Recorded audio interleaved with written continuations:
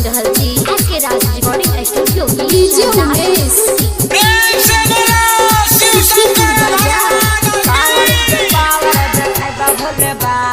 गोरे गोरे छौरी कांवर के पावर हो कांवर के पावर देखाई द भोले बाबा गोरे गोरे छौरी गोरकी छौरी के पटाई द भोले बाबा गोरकी छौरी के पटाई द भोले बाबा गोरकी छौरी के कांवर के पावर हो कांवर के पावर देखाई द भोले बाबा गोरे गोरे छौरी गोरे छौरी पटाई द भोले बाबा गोरकी छौरी के पटाई द भोले बाबा गोरकी छौरी के गोरे छौरी पटाई द भोले बाबा छौरी पटाई द भोले बाबा डीजे उमेश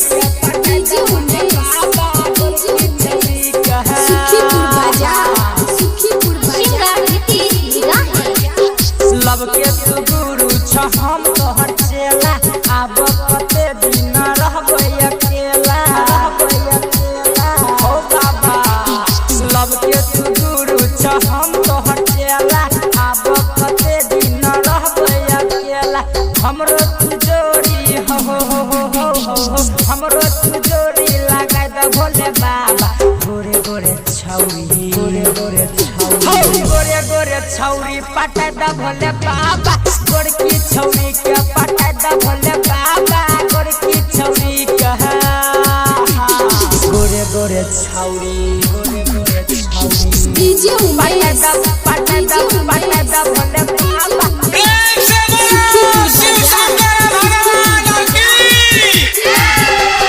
सब साल बाबा तोरा जलवा चढ़ैब भर के संगे बाबा देव घर अइब हो बाबा सब साल बाबा तोरा जलवा चढ़ैब